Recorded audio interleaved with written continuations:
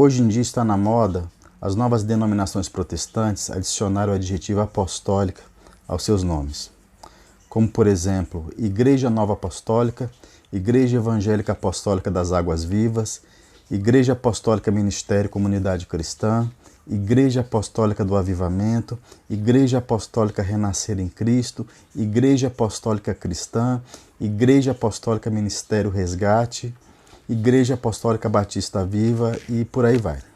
Mas será que toda igreja é apostólica? Será que toda igreja tem que ser apostólica? Será que toda igreja pode adotar para si o adjetivo apostólica sem detrimento do seu real significado? O Catecismo da Igreja Católica ensina o seguinte no seu capítulo 861. Para que a missão a eles confiada fosse continuada após a sua morte, confiaram a seus cooperadores imediatos, como que por testamento, o mundo de completar e confirmar a obra iniciada por eles, recomendando-lhes que atendessem a todo o rebanho no qual o Espírito Santo o instituíra para apacentar a Igreja de Deus. Constituíram, pois, tais varões e administraram-lhes depois a ordenação, a fim de que, quando eles morressem, outros homens íntegros assumissem o seu ministério. Aí adiante, no capítulo 862, assim continua. Assim como permanece o munus que o Senhor concedeu singularmente a Pedro, o primeiro dos apóstolos, a ser transmitido a seus sucessores, da mesma forma permanece todos os apóstolos de apacentar a igreja, o qual deve ser exercido para sempre pela sagrada ordem dos bispos. Eis porque a igreja ensina que os bispos, por instituição divina, sucederam aos apóstolos como pastores da igreja, de sorte que quem os ouve, ouve a Cristo, e quem os despreza, despreza aquele a quem Cristo enviou. Os protestantes, em contrapartida, alegam que nunca houve sucessão apostólica e que a Igreja Apostólica é simplesmente aquela fiel à doutrina bíblica. Afirmam ainda que a reunião dos fiéis é o que constitui a Igreja. Bem, a Bíblia ensina que nosso Senhor Jesus Cristo deu o governo da Igreja aos santos apóstolos. Quem vos ouve, a mim ouve, e quem vos rejeita, a mim rejeita, e quem me rejeita, rejeita aquele que me enviou, disse o Senhor em Lucas 10,16.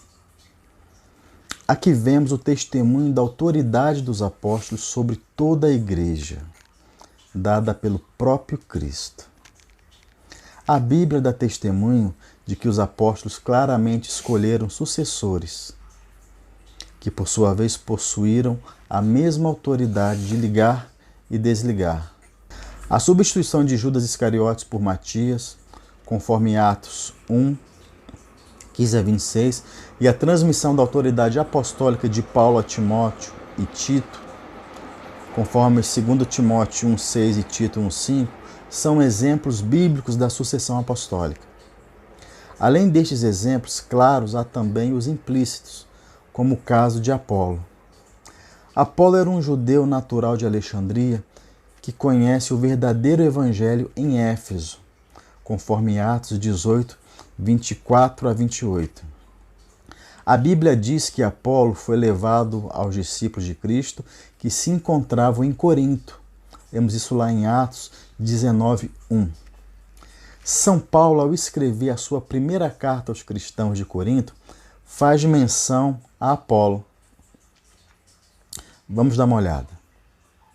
O apóstolo fala o seguinte: pois acerca de vós, irmãos meus, fui informado pelos que são da casa de Cloé, que há contendas entre vós. Refiro-me ao fato de que entre vós se usa esta linguagem: eu sou discípulo de Paulo, eu de Apolo, eu de Cefas e eu de Cristo. 1 Coríntios 1, 11 a 12. Ora, bem sabemos de onde surgiu Apolo e que ele foi enviado a Corinto, mas o que ele está fazendo na igreja de Corinto. Ainda na esteira de São Paulo. Pois quem é Apolo e quem é Paulo? Simples servos, por cujo intermédio abraçastes a fé, e isto conforme a medida que o Senhor repartiu a cada um deles. Eu plantei, Apolo regou, mas é Deus quem faz crescer. Primeira carta aos Coríntios 3, 5 a 6. Notaram? São Paulo fundou a igreja em Corinto, mas quem cuidava desta igreja era Apolo. Ele era, no dizer do apóstolo, isso é, ele cuidava da igreja, ele regava a igreja, né? Apolo era então o bispo de Corinto, instituído pelos próprios apóstolos. Apesar das palavras do apóstolo serem claras, isto explica porque os cristãos dissensores de Corinto, ao criar um partido, escolheram o nome de Apolo, que era o líder daquela comunidade, isto é, o bispo. O episcopado de Apolo fica ainda mais claro nas seguintes palavras do apóstolo Paulo. Portanto, ninguém põe a sua glória nos homens, tudo é vosso. Paulo, Apolo, Cefas, o mundo, a vida, a morte, o presente e o futuro. Tudo é vosso, mas vós sois de Cristo, e Cristo é de Deus.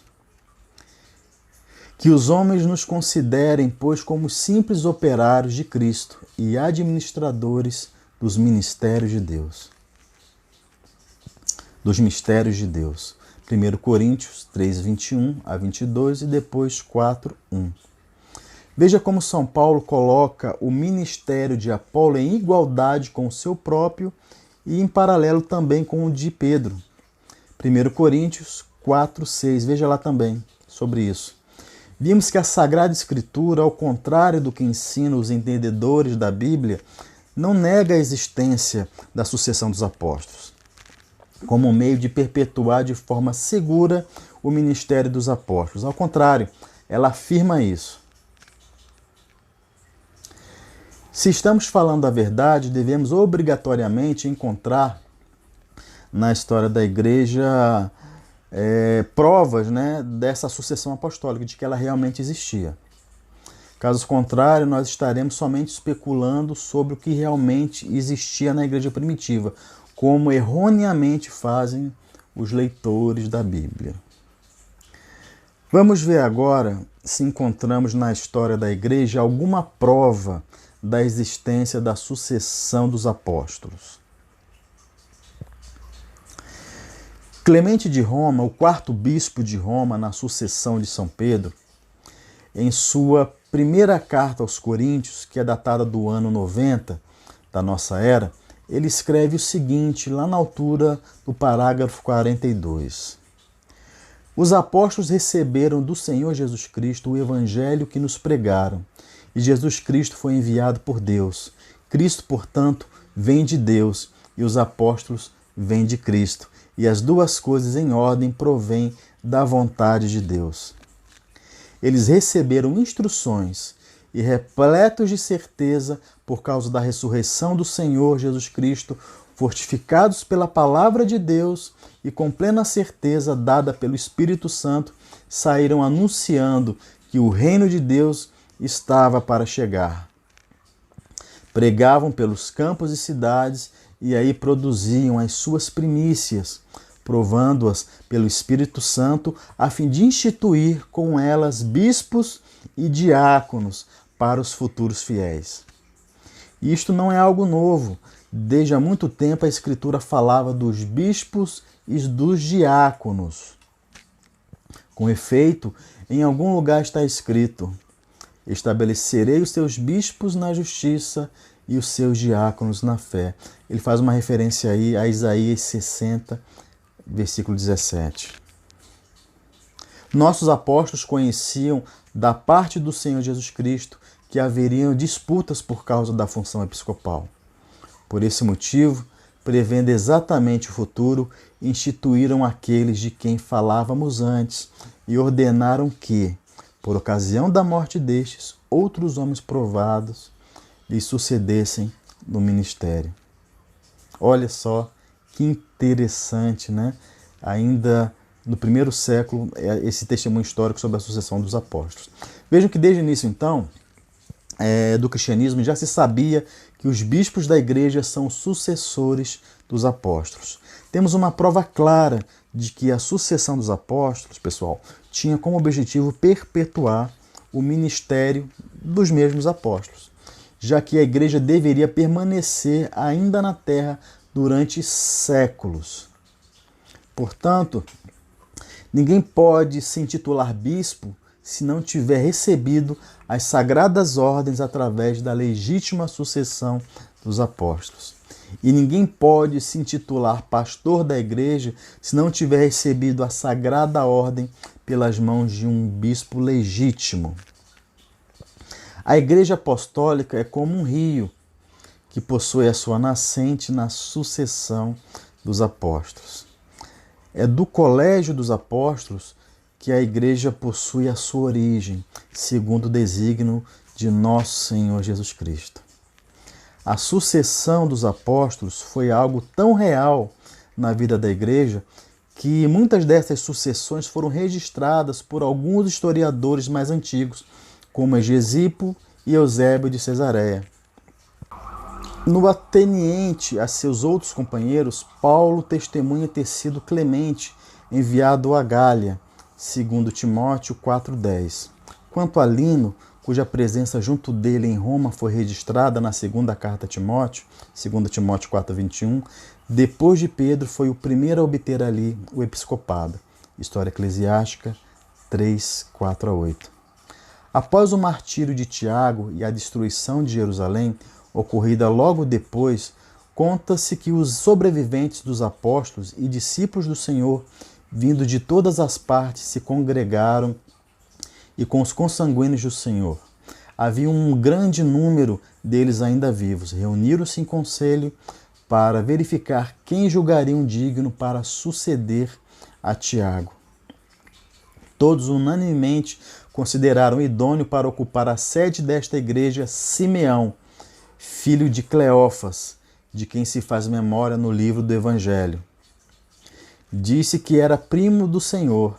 Efetivamente, Hegesipo, historiador antigo, declara que Cleófas era irmão de José. História Eclesiástica 3:11. Evódio foi o primeiro bispo estabelecido em Antioquia. Depois ilustrou-se o segundo, Inácio, nesta mesma ocasião. História Eclesiástica 3:22. No quarto ano de Domiciano, Aniano, o primeiro bispo da igreja de Alexandria, após 22 anos completos de episcopado, morreu. Seu sucessor como segundo bispo foi Abílio. História Eclesiástica 3:14. Não é fácil dizer quantos discípulos houve e quais se tornaram verdadeiramente zelosos a ponto de serem considerados capazes, depois de comprovados, de apacentar as igrejas fundadas pelos apóstolos, exceto aquelas cujos nomes é possível recolher dos escritos de Paulo. Relata-se ter sido Timóteo o primeiro a exercer o episcopado na igreja de Éfeso, 1 Timóteo 1:3, enquanto o primeiro nas igrejas de Creta foi Tito, conforme Tito 1:5. História Eclesiástica 3:4-3-5. Acrescenta-se que acerca do Areopagita, de nome Dionísio, do qual afirma Lucas nos Atos que em seguida ao discurso de Paulo aos atenienses no Areópago, foi o primeiro a crer. Atos 17:34. Outro Dionísio, um ancião, pastor da igreja de Corinto, assevera que ele se tornou o primeiro bispo da igreja de Atenas. História Eclesiástica 3:4-10. Policarpo não somente foi discípulo dos apóstolos e conviveu com muitos dos que haviam visto o Senhor, mas ainda foi estabelecido pelos apóstolos, bispo da igreja de Esmirna, na Ásia. Nós o vimos na infância. Militão de Sardes em Apologia ao Imperador Vero, conforme História Eclesiástica 4:14-3. Havendo Potino consumado a sua vida aos 90 anos em companhia dos mártires da Gália, Irineu recebeu a sucessão no episcopado, na comunidade cristã de Leão, que era dirigida por Potino. Tiveram notícia de que na juventude ele, Irineu, foi ouvinte de Policarpo. História Eclesiástica 5:5-8. Enfim, citamos alguns poucos exemplos, alguns casos, porque apresentar todos os testemunhos dos antigos sobre a sucessão dos apóstolos seria demasiadamente trabalhoso. Os exemplos aqui transcritos já são suficientes, eu acredito, para provar a existência da sucessão dos apóstolos na história da Igreja de Nosso Senhor Jesus Cristo. Isso é o que conta a história. Essa é a vivência cristã. A Bíblia, em local algum, indica que esta autoridade dentro da Igreja iria cessar com a morte dos apóstolos. E em lugar algum diz que uma vez morto o último apóstolo, a palavra de Deus escrita tornar-se-ia a autoridade final. Não há fidelidade à Bíblia sem fidelidade à Igreja de Cristo, que tem origem na sucessão dos apóstolos. A Igreja sempre foi a coluna e o fundamento da verdade, conforme 1 Timóteo 3,15, para os cristãos de todos os tempos e desde o início. Quem conhece a memória cristã sabe que a Bíblia demorou séculos para ser discernida pela Igreja e que os ensinamentos dos sucessores dos apóstolos eram recebidos como ensinamentos dos próprios apóstolos. Um exemplo ainda primitivo sobre isso é aqui, ó. Impossível enumerar nominalmente todos os que, então, desde a primeira sucessão dos apóstolos, tornaram-se pastores ou evangelistas nas igrejas pelo mundo. Nominalmente, confiamos a um escrito apenas a lembrança daqueles cujas obras agora representam a tradição da doutrina apostólica. Novamente, Eusébio, na sua História Eclesiástica 3:37-4. É exatamente através da sucessão apostólica que podemos identificar onde está a verdadeira Igreja de Cristo. O Colégio dos Apóstolos é o que faz visível essa igreja que é espiritual. Sem o ministério dos apóstolos não há igreja, e a perpetuação desse ministério está no ministério dos seus sucessores. Como vimos, isto é o que ensina a Bíblia e é o testemunho dos primeiros cristãos, e é o que foi registrado na história do cristianismo. E em conformidade com toda a verdade, este é o ensinamento também do Santo Padre, o Papa João Paulo II, legítimo sucessor de São Pedro. Certa vez ele ensinou o seguinte: por último, a Igreja Apostólica, enquanto continua a ser ensinada, santificada e dirigida pelos apóstolos até o regresso de Cristo, graças àqueles que lhe sucederam no ofício pastoral, o Colégio dos Bispos, assistido pelos presbíteros em união com o sucessor de Pedro, o que é pastor supremo da Igreja. Para suceder aos apóstolos na missão pastoral, é necessário o sacramento da ordem, graças a uma série ininterrupta, desde as origens, de ordenações episcopais válidas. Esta sucessão é essencial para que exista a Igreja em sentido próprio e pleno.